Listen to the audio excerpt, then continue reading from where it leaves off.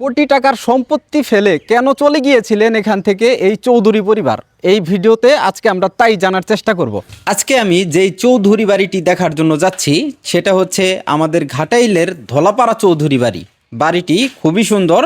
আর আমি ঘাটাইলের কলেজ মোড় থেকে সাগর দিঘির যেই রাস্তা আছে সেই রাস্তাটি দিয়েই যাচ্ছি সেই চৌধুরী বাড়িটি দেখার জন্য। এই রাস্তার পাশে ধলাপাড়া চৌধুরী বাড়ির মোড়, এটা বললেই তারা চৌধুরী বাড়িটির কাছে একদম আপনাদেরকে নামিয়ে দিবে। তো আপনারা যারা আসতে চান তারা কিন্তু আসতে পারেন। আর আমি যেই রাস্তাটি দিয়ে সেদিকে যাচ্ছিলাম সেই রাস্তাটি কিন্তু খুবই সুন্দর একটি রাস্তা। আপনারা দেখতেই পাচ্ছেন রাস্তাটির আশেপাশের পরিবেশ কতটুকুন সুন্দর। চতুর্পাশে আপনারা শাল গাছ দেখতে পারবেন বা গজারি গাছ দেখতে পারবেন। তো এইসব সুন্দর দৃশ্য দেখতে দেখতেই আমরা পৌঁছে যাই চৌধুরী বাড়ির যে মোড় আছে সেখানে। অবশেষে আমি নেমেছি এই ধলাপাড়া চৌধুরী বাড়ির যে মোড় আছে সেখানে। তো চলেন চৌধুরী বাড়ির দিকে যাই আর দেখি সেখানে কি আছে। আজকে আমার এই ব্লগে আপনারা এই চৌধুরী বাড়ির সমস্ত কিছুই দেখতে পারবেন, তাই সবাই সম্পূর্ণ ভিডিও দেখবেন।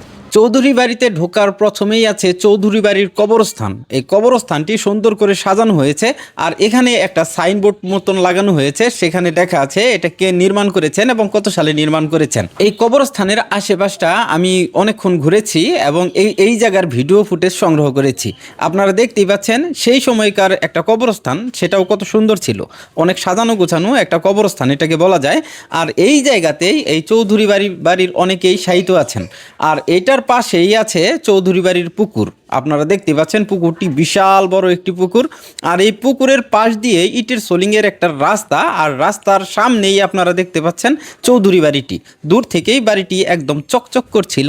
আপনারা দেখেন ওই যে দেখা যাচ্ছে সেই চৌধুরী বাড়ি। আমি এখন চৌধুরী বাড়িটির একদম কাছে আছি আর আমার পেছনে দেখতেই পাচ্ছেন এই চৌধুরী বাড়িটি একদম চকচক করতেছে।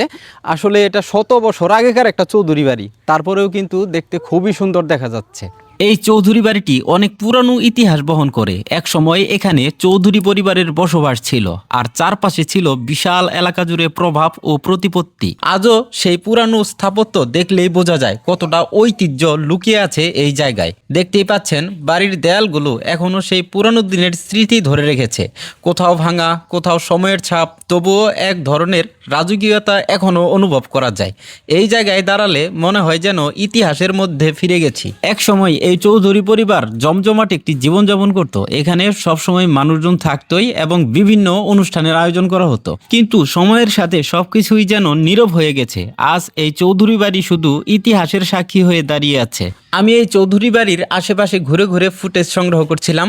তারপর আবার সামনে এসে দেখি এখানে আমার আপুর ইন্টারভিউ নিচ্ছিল একজন সাংবাদিক। আসলে এখানে সবসময় সাংবাদিক আসতেই থাকে। আর আমার আপুর ফেসবুক পেজের নাম হচ্ছে ফাতেমা হাফিজ। সেই পেজ থেকে যখন ভিডিও আপনাদের সামনে যাবে তখন সেটাতে ফলো করবেন এবং সেখানেও সাপোর্ট করবেন। আর এই চৌধুরী বাড়ির কাজগুলা দেখে আমি সত্যিই মুগ্ধ। আপনারা দেখেন কত সুন্দর কাজ করা হয়েছে। আর এই চৌধুরী বাড়ির যে দেয়ালগুলা সেগুলো এখনও কত শক্ত। বাহ, কত সুন্দর নির্মাণ করেছিল সেই সময়কার মানুষ। আর এখানে যেই রুমগুলো দেখতে পাচ্ছেন বা ছোট ছোট ঘর মতনগুলো দেখতে পাচ্ছেন, এখানে আসলে কি করা হতো তার সঠিক তথ্য আমার কাছে নেই।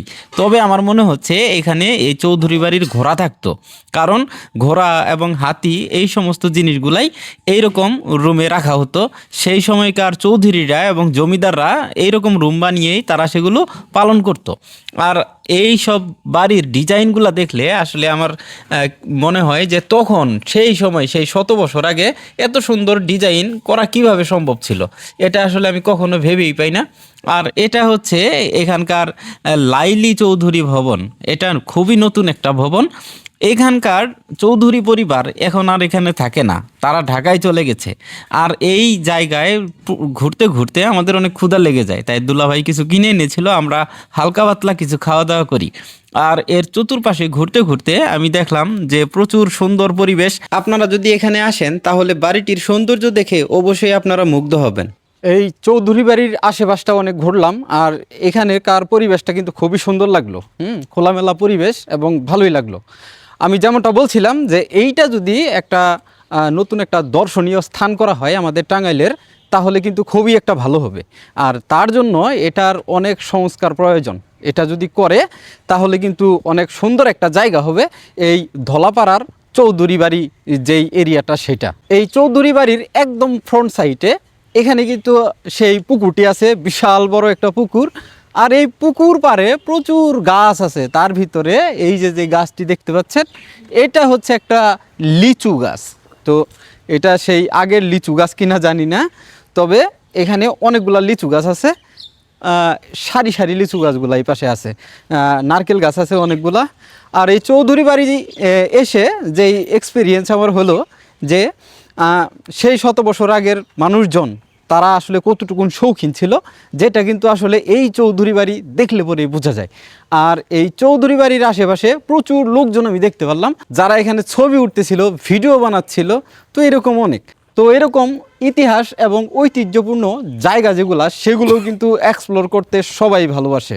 তো আপনাদেরকে এই সমস্ত জায়গাগুলো দেখানোর জন্যই আমার এই ইউটিউব চ্যানেল।